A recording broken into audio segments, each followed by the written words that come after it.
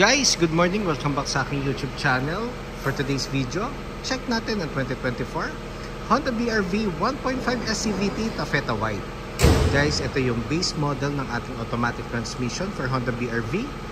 Ang kanyang price is 1,150,000 pesos. So, turko na kayo ngayon sa ating featured unit for today. So guys, ito yung second generation ng ating Honda BR-V. Then actually, mukha na talaga siyang SUV compared dun sa first generation. So, ang laki ng improvement pagdating sa design.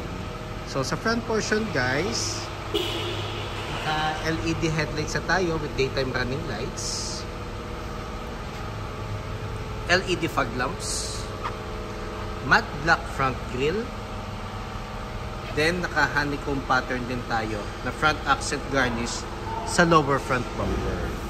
So, dito naman sa upper portion guys, meron siyang chrome accent sa taas. So, pakita ko lang ulit yung ating front portion. So, isa sa mga best-selling color nga pala namin to is yung Taffeta White pala guys.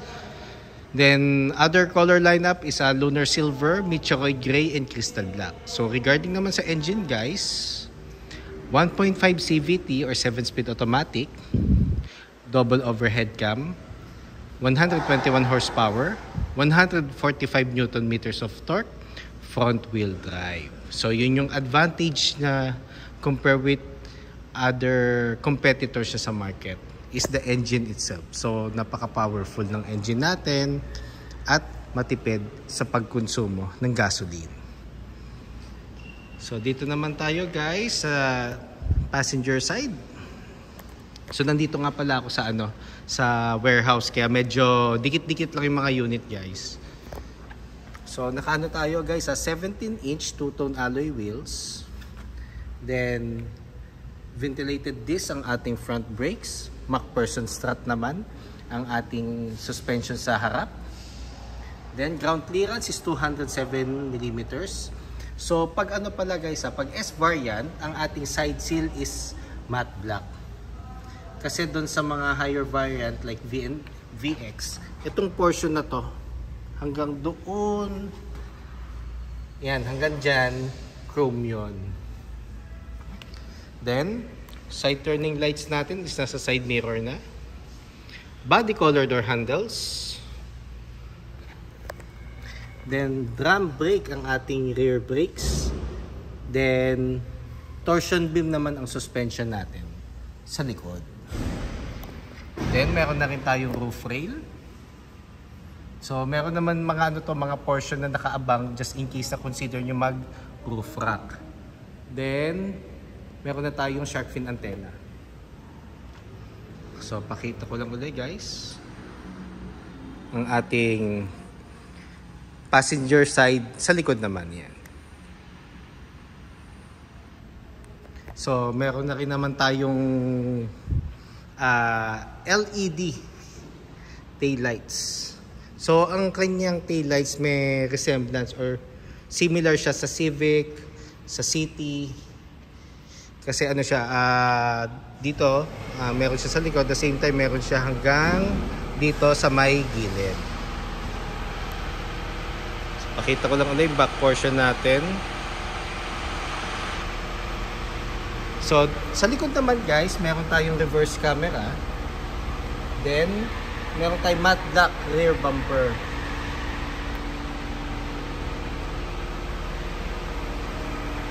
So, pakita ko lang uli ang ating back portion.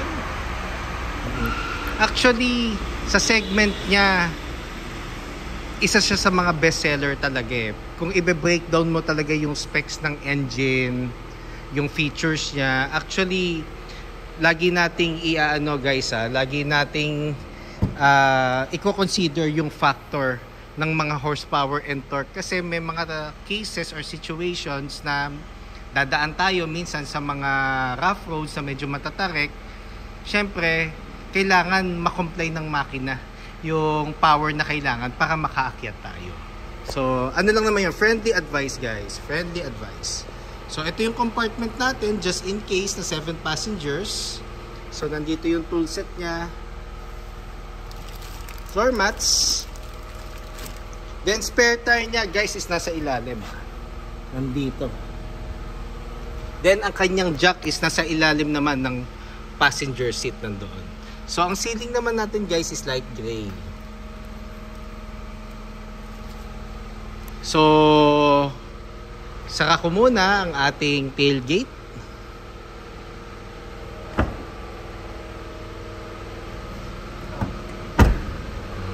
Then fuel tank capacity is 42 liters guys.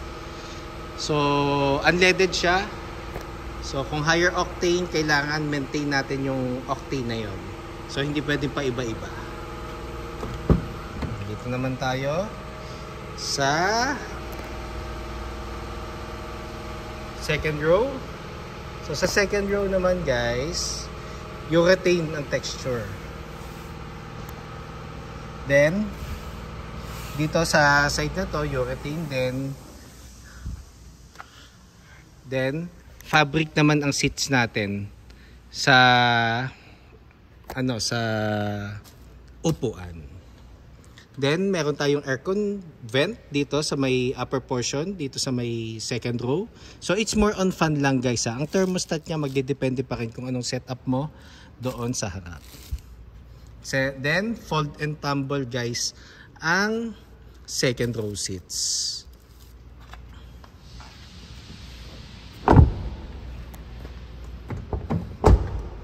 Then keyless entry na nga rin pala siya guys.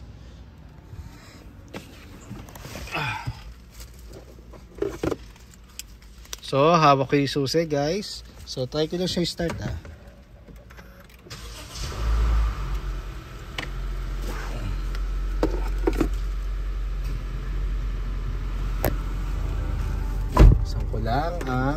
ang map light kasi medyo madilim lang dito guys.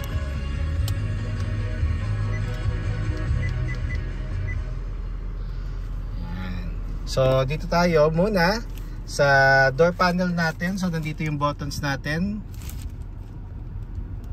So sa buttons natin guys, adjustment ng side mirror. So manual folding ang side mirrors natin. Central door lock, window lock, and window switches. So sa ilalim naman guys, nandito yung gas lid and hood. So dito naman tayo sa door panel natin guys. Sa instrument panel pala. Yan. So sa instrument panel natin, so analog and digital portion sa center. Then, ang steering wheel natin is urethane. Then, may audio control and hands-free telephone assist. So, itong portion naman na to, ito yung headlights and fog lamps. And for the wipers. Push start button. Touchscreen audio unit with Apple CarPlay, Android Auto Ready. Via cord pa siya guys ha. Aircon button, so ito yung fan, ito yung thermostat, then other buttons natin nandiyan na rin. Then sa ilalim naman meron tayong 2 cup holders. Then transmission natin is urethane texture. Then meron siyang clutch. So gagamitin natin yung clutch pag mag-shift tayo ng gears. So may park, reverse, neutral, drive, sports mode, and low gear. Then, handbrake, armrest. So, ito yung nadagdag na feature sa second generation of BRV. So, may armrest na siya. Fabric, console box. Then, ang driver seat nga pala nito, guys, na siya, may height adjustment na. Sa first generation kasi wala pa. Then, passenger seat. Then, dashboard. So, ang dashboard natin is simple but elegant. So ang dashboard natin guys is composed of urethane, then chrome accent, then glove box. Glove box guys, lagi ko i-remind sa inyo, hindi ako magsasawa mag-remind, owner's manual, warranty booklet, insurance policy, if ever na meron kayong hard copy, tsaka copy ng ORCR na hindi expired. Then sa taas naman guys, ito yung ating map light. Sa likod is yung dome light. Then dito nga pala sa second row guys, wala siyang armrest. Then visors, so meron siyang mirror both sides. So guys, for the meantime, yun lang muna.